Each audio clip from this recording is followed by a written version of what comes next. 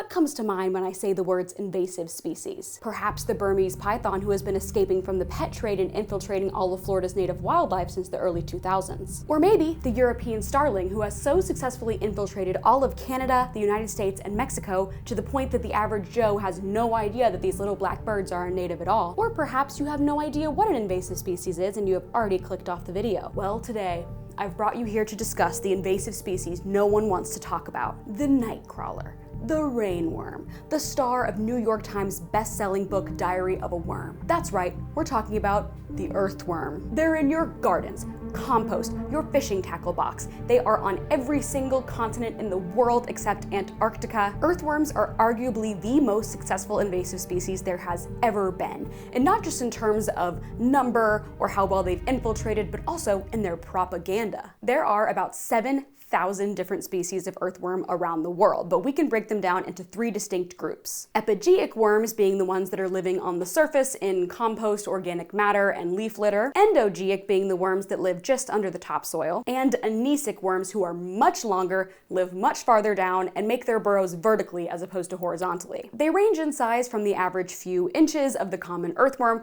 to 6 feet, like the African giant earthworm, and eat a variety of organic matter like protozoa, rotifers, nematodes, bacteria, fungi, and other microorganisms. Invasive species themselves have a few key ways of getting around. Things like the lionfish, the domestic cat, goldfish, and monk parakeets continue to be introduced via the pet trade, meaning that they are either accidentally escaping or are intentionally being released into non-native environments where they get in and become extremely successful, outcompeting the local flora and fauna. While other things like European starlings and house sparrows were brought here intentionally by European settlers who wanted to see familiar birds outside of their new settlements. But then there's things like rats and our buddy the earthworm, who got here more of their own volition. For thousands of years before the European settlers, North America had been largely earthworm-free, except for one native species which had really minimal impact on the landscape. Other species of worm either never existed in the first place or were wiped out via the Ice Age. And without them, America's hardwood forest developed a thick, spongy, organic covering called the duff layer, which was made of fallen leaves and other leaf litter. The fluffy layer retained moisture and preserved seeds, which allowed for the germination of a rich understory of forest. But as we all know, the European settlers weren't exactly the most kind, compassionate, and thoughtful among us. And when they first began going to other countries, they brought with them rampant disease,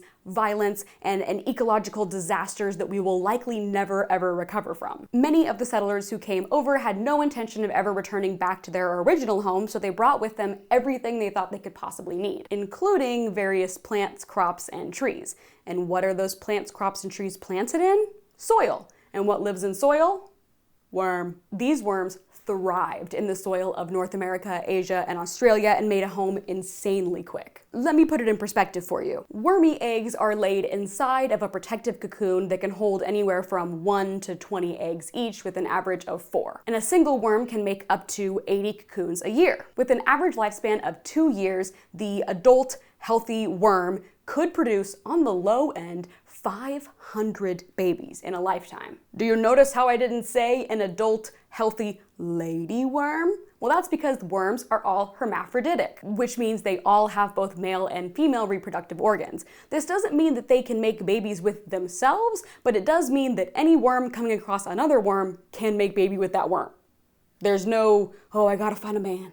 I gotta find a man. No, any worm, baby. At first, the spread of worms was only perpetuated by birds who would maybe pick up the worm, fly for a little bit, drop them on accident. But babes, you and I both know that the birds are not to blame. As settlers got more interested in Western exploration, they saddled up their horses and took them out for adventure. But what were those horses walking through? Dirt, soil. What do worms live in? Dirt, soil. Suddenly, some worm eggs that were just laid in New Jersey are now on their way to Kansas via the horse's foot. By the 1800s, it was common practice to use worms for fishing bait. But what happens when you don't put Wormy on quite right and he fall off? Or maybe a big wave comes and knocks the bait bucket into the water. Or maybe you have a little me on the back of the boat who is putting the worms in her pocket to later release. Earthworms do not have lungs or gills. They breathe through their skin, meaning that they are not able to drown in the same way that humans are. If they're under for an extended period of time, they can technically drown, but take a wild guess as to what I mean by an extended period of time. Because when I first heard that, I was thinking like, oh, a couple hours. I mean, that's still a long time to be underwater. No. We're talking 2 whole weeks, which is plenty of time for the worm to get back to the surface and continue doing what they were doing. When people settled down to build long-lasting family homes in the late 1800s, early 1900s, they wanted beautiful flowers for their garden. But of course, silly native plants wouldn't do. How else are you going to show your wealth and affluence to Susan down the street? Plants and flowers were imported. They were imported in soil. What lives in soil? Worm! The ecological impact of earthworm introduction has been profound. Worms eating their way through the duff layer has created soil that is hard, compact, and dry, with all the nutrients just leached right out. And more rare plant species like native ferns and orchids have all but disappeared from a lack of ability to adapt to their roots being crawled through. Plants that thrived in the duff layer cannot take root in this hard, dry soil that the worms have left behind. When walking through a forest, you can tell just by looking which areas have been invaded by earthworms and which areas are worm-free. Generally, the more diverse and present the understory layer is, the less worms are there. And it's not just plants. Ground nesting birds like the ovenbird have also suffered. All of that protection from the duff layer is gone, and they're left to make their nests on this soil that is so hard that falling on a hike feels like slamming your face into concrete. But worms are good for my garden, Miranda, I hear you say. Well, yeah. Earthworms are a big help to farmers and gardeners, especially the anisic worms, and I'll give you a second. If you can remember what anisic means, you get 10 points. Okay, they're the ones that dig down deep burrows. Those deep tunnels help the water move deeper and keep crops happy. In my very humble opinion, I think this is probably the biggest reason why we have so much positive worm propaganda in our world. Of course, people who make their living off of growing crops don't want ecologists going around and messing with their worm supply. But let me tell you the main reason that I'm anti-worm. Wildflowers. Usually when we're talking about the decline of native wildflowers and shrubs, you'll hear people bring up the overpopulation of white-tailed deer as the reason. And while that is a valid point, it's far from the full story. Earthworms have changed our soil's chemistry, composition, and structure. And generally, the more small and delicate the plant is, the less they're able to withstand earthworms. And so wildflowers are at the top of that list. In a microcosm experiment in 2013, 2 researchers filled PVC pipes with soil and a single nightcrawler earthworm, which are typically the ones used for fishing bait. They then buried the pipes and planted the seeds of several native forest floor species on top, and when they came back 2 weeks later, 70% of the seeds were buried too deep to grow or broken apart completely, and the other 30% was gone entirely. While some of that seed distribution can be attributed to rodents, I don't think that worms get off scot-free. Also, rodents are a native species, so I don't even really think that they belong in the conversation. So, what do we do about it? Unfortunately, the solution isn't really clear. It's not like we can set up a hunting season for these things like we do with the deer, or intentionally deprive them of conservation efforts and rehabilitation efforts like we do with unnative birds, because worms don't really need all that. Removing them from the soil isn't really an option, so instead we need to focus on limiting their spread. But of course, with the ever-growing popularity of tropical indoor houseplants, this is more difficult than ever. Anytime a plant travels from place to place, there is a risk of insect, parasite, and bacteria spread. Even just buying potting soil from the store can be risky because a lot of times it has worm, eggs, and cocoons in it. There are some soils that are heat treated to kill anything that could be harboring inside. Really, the only popular brand that offers sterilized soil is Miracle-Gro, but you guys know it can't be that easy. While Miracle-Gro won't have worm eggs, it will have synthetic fertilizer that, when overused or used improperly, will get into the local waterways, will pollute the water, and will make the general area more unsafe for pollinators.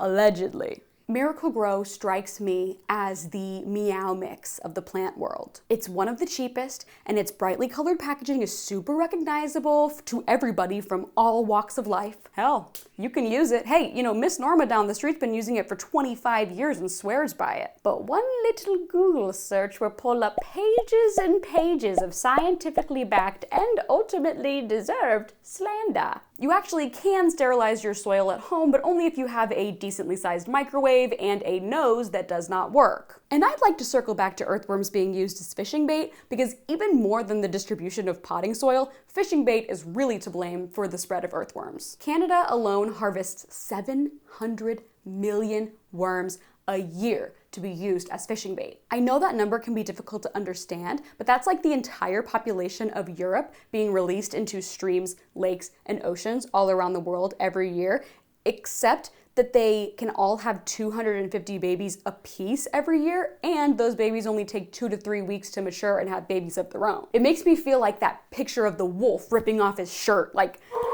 "Does anyone hear me?" And not to be this guy, but earthworms do indeed feel pain and experience the creation of memories. Ideally, if they're eaten by the fish right away, at least that reduces their suffering to be, short-lived. But if they fall off or get loose, that is a deeply uncomfortable existence. I understand the irony of this, as like fishing itself literally can't happen without pain and suffering, but I digress. Things like chicken liver, cheese, hot dogs, and dog food are great alternatives to worm fishing bait, as they are not presently alive and therefore will not contribute to the problem. And I'm gonna hold my lav mic for this one. I see you in the comments, I hear your complaints, but this is what I prefer. And no one wants to make this claim because it's bold and the research has not been funded, but I have nothing to lose. I believe that without earthworms, we may still have the Santa Barbara song sparrow, who is now extinct as a result of, in part, the destruction of the Santa Barbara scrublands. What say you? I'm 4 years old. Guilty! And while we're at it, I would like to charge the earthworm with assistance to the extinction of the New Mexico sharp-tailed grouse, who was last seen in 1952. As well as the dusky seaside sparrow, whose marshland was eroded so badly that it was declared extinct in 1987. Guilty. Guilty. Guilty. And they're lucky I don't dive into their salamander-related crimes today. So, does this mean that I'm gonna go around maiming worms and laughing as they dry up on the sidewalk? No. No. No. No. No. I might. No, I won't. But here are some things you can do. Be mindful when moving around soil and mulch, and do not dump the waste into local forests or waterways. Avoid using them as fish bait, or at least please try some other alternatives. And you can even kind of do what I'm gonna start to do when you're out in your garden or out on a walk. When you find worms, you can kind of pick them up and then put them somewhere you know the birds will hang out. It's a victimless crime. Well, that's not true. The worms are the victims, but they kind of deserve it. But it's okay, because then a bird gets a meal. How lovely. Overall, I think the story of earthworms is all about learning from our freaky, weird European ancestors who didn't care or think about what was going to happen from their actions. Everything we do affects everything around us, and it is our distinct responsibility to protect the land that we live on. Please respect laws about transporting organic matter over state and country lines. They are there for a reason. Please do your best to stay educated on conservation efforts in your area and do what you can to help. And please turn all your friends into worm oppositionists. That's all I got. Thank you so much, and go feed a bird.